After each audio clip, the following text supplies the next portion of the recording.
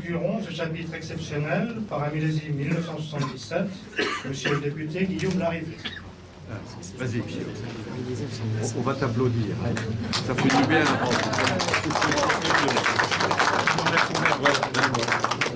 Vous connaissez forcément la formule de Montaigne, servez-leur de bon vin et ils vous feront de bonnes lois. Pour notre part, nous aurions eu de la peine à tenir ce challenge cette année-là. 1977 étant un des pires souvenirs de la mémoire de John Wiener, mais nous nous sommes largement rattrapés depuis. Vous êtes né un surlendemain de Saint-Vincent, à Mulhouse, votre père étant militaire de carrière dans la proche Allemagne. Taquiné très tôt par Euterpe, vous apprenez le piano dès l'âge de 6 ans. Un instrument que vous pratiquez toujours avec bonheur, mais pour un cercle restreint. Notre maître des cérémonies ne manquera pas de vous communiquer la partition de la marche des Vaillés de Pouilly qui nous a fait défaut. Grand amateur de littérature historique, vous vous intéressez également très tôt à la politique, puisqu'à 16 ans, l'année même de votre bac, mention très bien, on trouve un article de vous, de votre plume, dans le courrier des lecteurs du Figaro. Diplômé de l'Institut d'études politiques de Paris, promotion 1996, vous faites un détour par l'ESSEC, l'École des sciences économiques et commerciales, en attendant d'avoir l'âge d'intégrer l'ENA, promotion Copernic, dont vous sortez au 7e rang pour le Conseil d'État. En 2002, vous devenez suppléant de Jean-Pierre Soisson, député de Lyon, après, paraît-il, avoir fait sa connaissance dans un café parisien.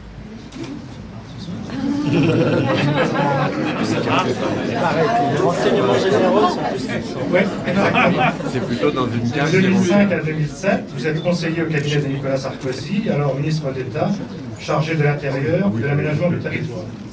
Puis, directeur adjoint de cabinet de Brice Hortefeux dans ses différentes fonctions ministérielles. En 2008, vous entrez au conseil municipal de la ville de Serres, où vous tenez toujours à siéger.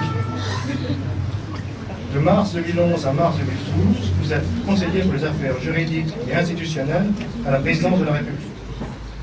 Vous avez été également conseiller régional de Bourgogne, mandat abandonné en juin 2012 quand vous succédez à Jean-Pierre Soisson en tant que député de la première circonscription de Lyon. Vous siégez ici même à la commission des lois. Vous qui avez vécu dans le sillage de Jean-Pierre Soisson, sachez qu'il a laissé quelques souvenirs dans notre vie. Un seul exemple, le 1er mars 2003, lors de l'inauguration d'un chœur de village à Saint-Quentin, où il officiait au titre de président du conseil régional de Bourgogne, il déclara apprécier beaucoup le cru local, ajoutant toutefois que le Chablis avait comme vertu supplémentaire une capacité de garde plus longue. Ne pouvant laisser passer telle affirmation sans réaction, il fut improvisé une verticale, donc une dégustation comparative, qui nous mena jusqu'au millésime 1975, soit 28 années en arrière, où il fut tordu le cou à quelques idées reçues. Dans ce haut lieu de la République, où on sait bien que gouverner c'est prévoir, vous remarquerez au passage le sens de l'anticipation dont il a été fait preuve en cette occasion, puisque en cette année 2003, qui a fait date, dès le mois de mars, on luttait déjà contre la canicule et la déshydratation. Je peux vous assurer que les participants locaux ont encore à l'esprit cette mémorable soirée où un suppléant n'aurait pas été de trop. Côté vin, vous arborez en matière d'intronisation un curriculum viné bien fourni. Pilier chablisien, bien sûr, chevalier des Trois Ceps, Chitry, Irancy et Saint-Belvineux, confrérie de Justy et chevalier du Clos des Robinettes. Alors justement méconnu. Exactement. Là, je ne vous cache pas que vous avez pris en défaut mes connaissances confraternellement vineuses, alors que, renseignement pris, c'est en réalité le vignoble le plus proche de Pouilly. Nous pensions jusque-là que dans notre voisine Puisaye, cuite était seulement réservée pour la terre.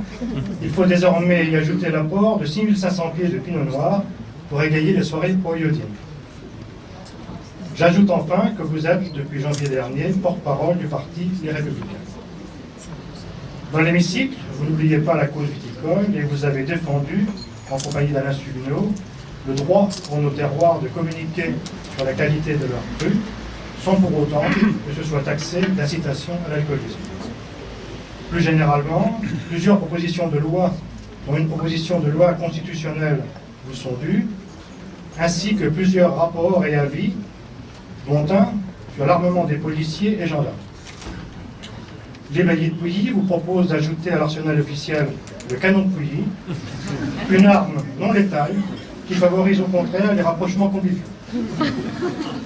Parmi les autres sujets en rapport avec la vigne et le vin qui vous tiennent à cœur, je citerai ceux exprimés lors de vos vœux en 2016, cette année, à Moneto, un discours d'1h29. En l'occurrence, votre volonté de voir Lyon avoir un enseignement supérieur en viticulture et œnologie, ainsi que la bonne fin d'une cité du vin à Chablis. Plus largement, à l'heure de la réforme territoriale, vous militez aussi pour le rapprochement administratif de l'Auxerrois et du Chablisien. Féru de nouvelles technologies, vous êtes un parlementaire hyper connecté. Entre autres, vous avez déjà produit pas moins de 3480 tweets. Et c'était il y a 3 jours, il y a sûrement quelqu'un de plus. Pour conclure, vous êtes venu à Pouilly pour l'eau. C'est à l'occasion de l'inauguration du pavillon des Vieux de Loire. Pouilly vient à vous cette fois pour le vin. La belle pourrait se dérouler au cœur du vignoble lors d'un prochain chapitre solennel de la Saint-Vincent. Saint-Vincent, qui j'ai remarqué, avait aussi sa place dans vos vœux de cette année. D'ici là, en vos qualités de voisins iconais, de défenseurs émérites de la vigne et du vin, et de familiers des confréries vineuses, vous avez toutes les vertus pour être reçus dans la très vineusement dévote confrérie des baillis de Pouilly, et nous vous accueillons avec plaisir.